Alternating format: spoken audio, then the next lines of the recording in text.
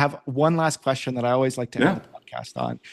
Great. And that's to tell me about a time that you stepped outside of your comfort zone and how that maybe impacted your life. Oh, well, learning magic Well, was for sure, yeah. very outside of my comfort zone. At this point, when I was performing for Disney, that's like when I did my most performing ever in my life. Like I was involved in theater in school and stuff like that, but as an adult, this is where it was at with Disney, but I was always a character. Like we would get dressed up like a pirate and do pirate game shows, or as a mad scientist and make flubber, or as a chef and from Ratatouille, the movie, like all of these things. And so I was never myself. I was always in a costume with a wig and like accessories and stuff like that. And then when they said like, "Hey, you guys got to learn some magic," I was like, "What?" Because then I was just Sarah. And I had never really performed. I had never performed as myself. And then you're doing this thing where you're essentially trying to make someone believe a false thing, right? Like that this magic trick, that I have magical powers, essentially. That's one way to go about it.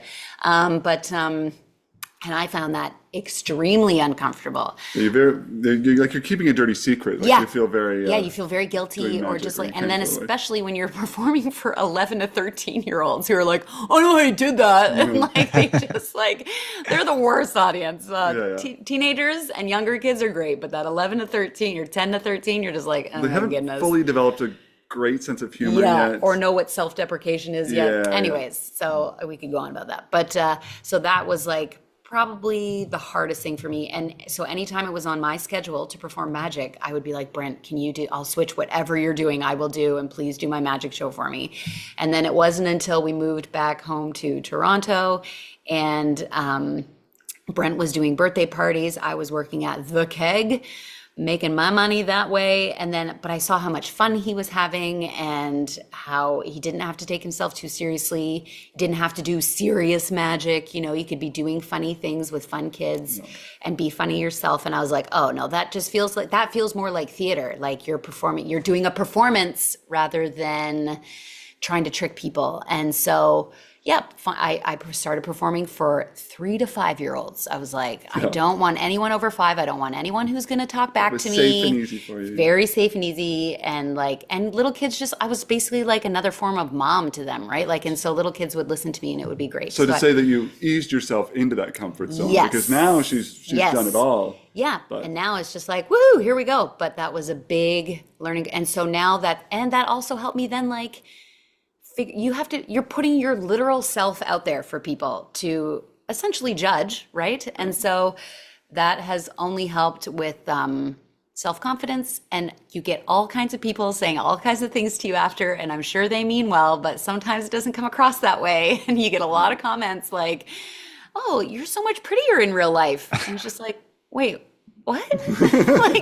I was also in real life on stage, and did you not think I was pretty then? Anyways, so you just have to really be able to laugh at yourself and, but also have self-confidence. So that's been one of the biggest things for me. That definitely brought me out of my comfort zone to learn magic and to put myself out there as just Sarah. And, that's taught me a lot. So that's been mine. Yeah. And I would say for me, it was developing a virtual magic show during the pandemic because comfort zone, I was not comfortable with the idea of even doing it because I just thought this is not live entertainment. We should not be doing this. But then, when we reached month 8 of the pandemic and realized we still had, 24 more to go, it kind of became. And we had to pay them bills. Yeah. That you definitely always pay. That we definitely always pay. Yes. It became a necessity to do that, and it was really so rewarding in the end because it really challenged us. We were able to that fish hook routine that we talked about. That was something we created for the virtual show that we now perform in Live. almost every show on stage. So it was really beneficial to be able to do that, to be able to get the confidence to. Another great thing that came from it was our show is very volunteer heavy. before the pandemic. It was like almost like a revolving door on bringing people on stage because Yeah. almost had the like the issue of like, oh, people aren't going to just want to watch us for an hour, you know. Yeah. We need to bring volunteers into it. That's what makes it interactive. And now our show is still very interactive, still volunteers on stage, but there are more elements of just being Just us. us. And that's kind of what the virtual show had to be. You can read people's minds through the screen a little bit. You can have some interactivity, but for the most part, it was a lot more demonstrative magic and finding interactive be another way. And it really challenged us in the best possible way. And Well, even really challenged you because we felt, when it was taken away, that it's just like, how do you, we had to rebuild our act, like is exactly what Yeah. happened. Because even when we did get back to being on ships again, for the first year, we couldn't have any volunteers on stage. We couldn't hand anybody anything. We couldn't have anybody, zero touching, no interacting Yeah. like that. And so we had to build two 45-minute physically distant shows. shows, yeah. And even on land for a long time in Yeah. Canada, especially, we couldn't have any volunteers anywhere. So just having to go through losing a whole calendar year of work ahead and then figure out how to perform again happily Yeah. with completely new material, and I say this is our job, yes, but it's also our life in a really fun, good, in a positive way, not in a Yeah. we're workaholics.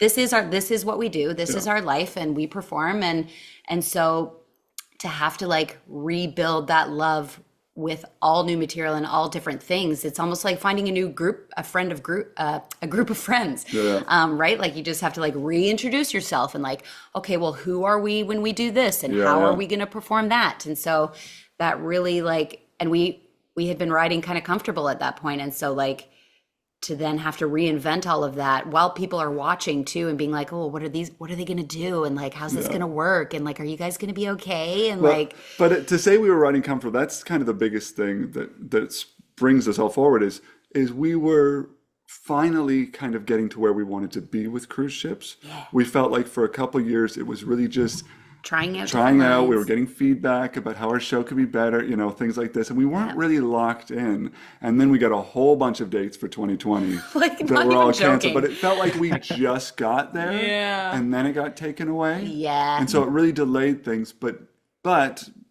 by going out of our comfort zone, by creating this virtual show, by creating this physical distance material, when we did finally come back, we really had an embarrassment of riches in terms of material. Yeah. So now, no one would want to watch us, but we could perform a 5-hour show almost if we wanted to, right? Because we have so much material. Again, with the ebbs and flows, right? Yeah.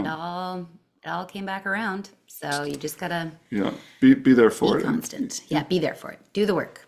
Totally. And just the ability to adapt and change and make adjustments where you need to. And That's huge. Yes. Be Yeah. able to adapt and to change as well, because that's inevitably going to happen. And some people get really stubborn and they're like, no, this is the way it's always been. And this is the way, Yeah. comedy especially was really scrutinized there for a while. A lot of cancel culture, all of that. Right. And so so many comedians were like, oh, well, I always used to be able to say this. And now I can't. And it's yeah, but Get over it. write more material, man. Cause this Yeah. isn't going to change. So you can either be really That's it. We say sad get over it with love. With love. But you can be grumpy and be upset about this, or you can write some new jokes, which is your job. So and that's what we had to do. We had to write all new stuff and come up with all new stuff. So and be able this to is change. not just entertainment. If you look That's at say the corporate world, you used to be able to have a job for 30 years and retire. Yeah. But now most people keep a job for a couple of years and they have to, things are moving so fast that you,